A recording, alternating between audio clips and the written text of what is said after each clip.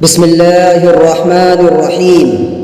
پیارے نبی صلی اللہ علیہ وسلم فرماتے ہیں کہ قیامت سے پہلے دجال نکلے گا اور وہ 40 تک ٹھہرے گا۔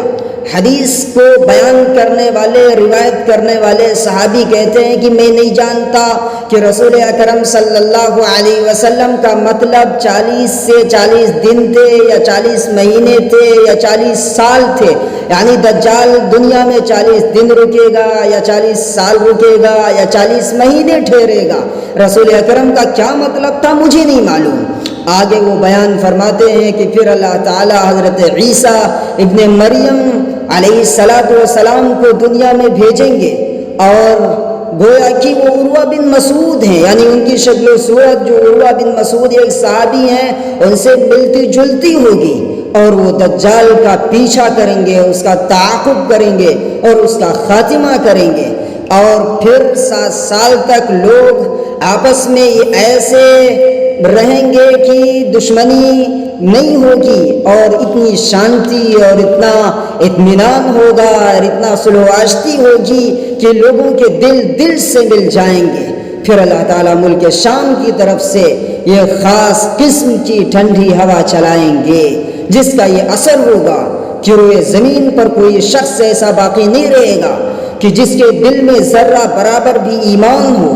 بہرحال اس ہوا سے تمام اہل ایمان والے ختم ہو جائیں گے، وفات پا جائیں گے، مر جائیں گے، یہاں تک کہ اگر تم میں سے کوئی شخص کسی پہاڑ کے اندر بھی چلا جائے تو یہ ہوا وہیں پہنچ کر اس کا خاتمہ کر دے گی۔ رسول اکرم صلی اللہ علیہ وسلم نے فرمایا اس کے بعد صرف برے ہی لوگ رہ جائیں گے دنیا میں۔ دوسری حدیث میں پیارے نبی صلی اللہ علیہ وسلم نے فرمایا کہ لا تقوم الساعۃ الا علی الاشرار، کہ قیامت برے لوگوں پر، بدترین لوگوں پر قائم ہوگی۔ بہرحال اس ہوا سے نیک لوگ ختم ہو جائیں گے اور دنیا میں صرف برے ہی لوگ رہ جائیں گے جن کے دل ایمان سے خالی ہوں گے۔ ان میں پرندوں والی تیزی اور پھرتی ہوگی، یعنی جس طرح پرندے اڑنے میں پھرتیلے ہوتے ہیں اسی طرح یہ لوگ اپنی غلط خواہشات کو پورا کرنے میں پھرتی دکھائیں گے، اور دوسروں پر ظلم و زیادتی کرنے میں درندوں اور پھاڑ کھانے والوں جانوروں کی طرح ان کی عادات ہوں گی۔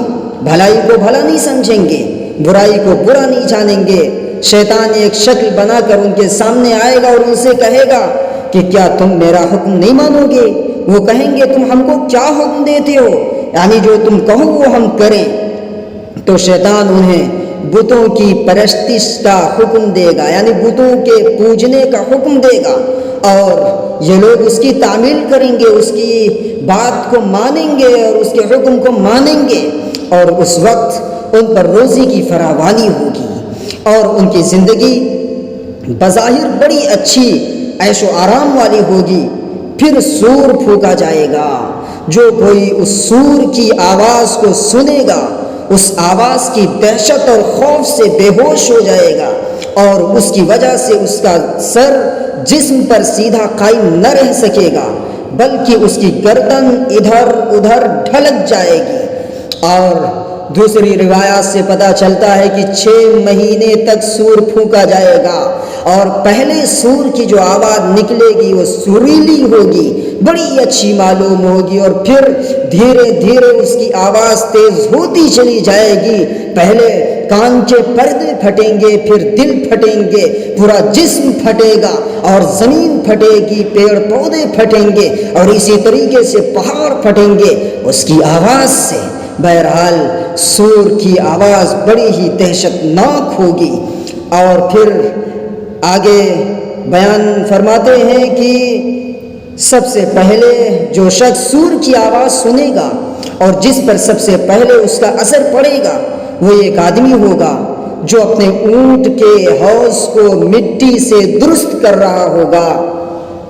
وہ بے ہوش ہو کر اور بے جان ہو کر گر جائے گا، یعنی مر جائے گا۔ اس سے پتہ چلتا ہے کہ اونٹ قیامت تک رہیں گے، اونٹوں کو کوئی ختم نہیں کر پائے گا، اونٹ قیامت تک پالے جائیں گے۔ بہرحال وہ مر جائے گا اور دوسرے سب لوگ بھی اسی طرح بے جان ہو کر گر جائیں گے۔ پھر اللہ تعالیٰ ہلکی سی بارش برسائیں گے، ایسی جیسے کہ شبنم اوس کو کہتے ہیں جو رات میں گرتی ہے، اس کے اثر سے انسانوں کے جسموں میں جان پڑ جائے گی۔ پھر دوسری مرتبہ سور پھونکا جائے گا تو ایک دم سب کے سب کھڑے ہو جائیں گے اور چاروں طرف دیکھنے لگیں گے۔ پھر کہا جائے گا کہ لوگوں اپنے رب کی طرف چلو، اور فرشتوں کو حکم ہوگا کہ انہیں حساب کے میدان میں کھڑا کرو، کیونکہ ان سے پوچھ گچھ ہوگی اور ان کے اعمال کا حساب و کتاب ہوگا۔ یہ عرفات کے میدان میں سارے لوگ جمع ہوں گے اور مشرق سے یہ آگ نکلے گی جو سارے لوگوں کو اکٹھا کرے گی، اور قبر سے جب لوگ نکلیں گے تو ننگے نکلیں گے۔ حضرت عائشہ رضی اللہ تعالی عنہا نے پیارے نبی صلی اللہ علیہ وسلم سے پوچھا کہ کیا ایک دوسرے کے سطر کو کوئی دیکھے گا نہیں؟ تو پیارے نبی صلی اللہ علیہ وسلم نے فرمایا کہ وہاں تو نفسی نفسی کا عالم ہوگا، دیکھنے کی نوبت تک نہ آئے گی، اپنی اپنی پڑی ہوگی۔ قرآن میں فرمایا گیا یوم یفر المرء من اخیہ، آدمی اپنے بھائی سے بھاگے گا، بیوی سے بھاگے گا، بچوں سے بھاگے گا، اپنی اولاد سے بھاگے گا، کوئی رشتہ دار کسی کے کام نہیں آئے گا، ایسی نفسی نفسی کا عالم ہوگا۔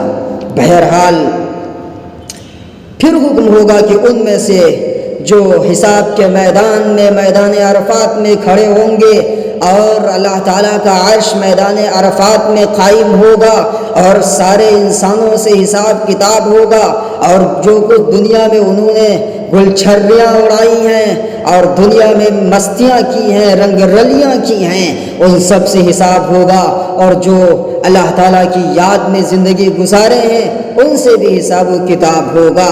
اسی لیے ہمیں چاہیے کہ ہمیں آسان حساب کی دعا مانگنی چاہیے۔ اللہم حاسبنی حسابا یسیرا، اے اللہ ہمارا حساب آسان فرما دیجئے۔ پیارے نبی فرماتے ہیں کہ اگر اللہ تعالیٰ نے کسی بھی چیز کے بارے میں ذرا بھی کھرپیچی سے پوچھا تو انسان گیا، انسان حساب نہیں دے سکتا، انسان اس کے سوال کا جواب نہیں دے سکتا۔ اللہ تعالیٰ کی کتنی نعمتیں ہم نے استعمال کی ہیں اور کتنی بہائی ہیں، پھینکی ہیں، کوئی حساب کتاب نہیں۔ ایک واقعہ ہے بنی اسرائیل کا کہ ایک شخص کو اللہ تعالیٰ نے لمبی عمر عطا فرمائی تھی اور خوب اللہ تعالیٰ کی عبادت کرتا تھا، اور جہاں وہ عبادت کرتا تھا اللہ تعالیٰ نے وہاں انار کا پیڑ لگا دیا تھا، شہد کا انتظام کر دیا تھا، دودھ کا انتظام کر دیا تھا۔ انتقال ہوا، اللہ تعالیٰ سے اس نے کہا کہ مجھے آپ کی رحمت کی ضرورت نہیں ہے، میں نے 500 سال عبادت کی ہے آپ کی، اس عبادت کے بدلے میں مجھے جنت چاہیے، میں اس عبادت کے بدلے میں جنت لوں گا۔ جبرائیل علیہ السلام سے اللہ تعالیٰ نے فرمایا کہ جاؤ ذرا اس کو جہنم دکھلا لاؤ۔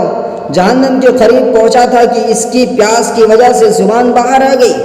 ایک فرشتہ گلاس میں پانی لیے ہوئے کھڑا تھا، اس نے فرشتے کو آواز دی کہ مجھے پانی چاہیے، میری زبان پیاس کی وجہ سے باہر نکلی جا رہی ہے۔ تو اس نے کہا جو مجھے 500 سال کی عبادت کا ثواب دے گا وہ یہ گلاس پائے گا، اسے میں یہ گلاس دوں گا۔ اس نے ایک گلاس کے بدلے 500 سال کی عبادت اس نے دے دی۔ پھر آگے بڑھا، پھر اس کی زبان نکلنے لگی، اب اس کے پاس کیا بچا؟ کچھ بھی تو نہیں۔ 500 سال اس نے عبادت کی اور اس کو ایک گلاس کے بدلے دے دیا، عبادت کا ثواب اب اس کے پاس نہیں رہا۔ جبریل علیہ السلام سے اللہ تعالیٰ نے فرمایا اس کو واپس لے آؤ۔ اس سے اللہ نے پوچھا کہ اب تمہارے پاس کیا بچا؟ اس نے کہا اب اللہ کچھ نہیں بچا، اب اپنی رحمت سے مجھے جنت میں داخل کر دیجئے۔ ہم نے کتنے گلاس، کتنی بالٹیاں، کتنا پانی استعمال کیا اور اللہ تعالیٰ کی کتنی نعمتیں استعمال کی، اور اللہ تعالیٰ کا شکریہ کیا ہم نے ادا کیا؟ ہم ظاہر اللہ تعالیٰ کی جتنی نعمتیں ہیں اتنا شکریہ ادا نہیں کر سکتے۔ بہرحال پھر حکم ہوگا کہ ان میں سے دوزخیوں کے گروہ کو نکالو۔ عرض کیا جائے گا کہ کتنے میں سے کتنے؟ حکم ہوگا کہ ہر 1000 میں سے 999۔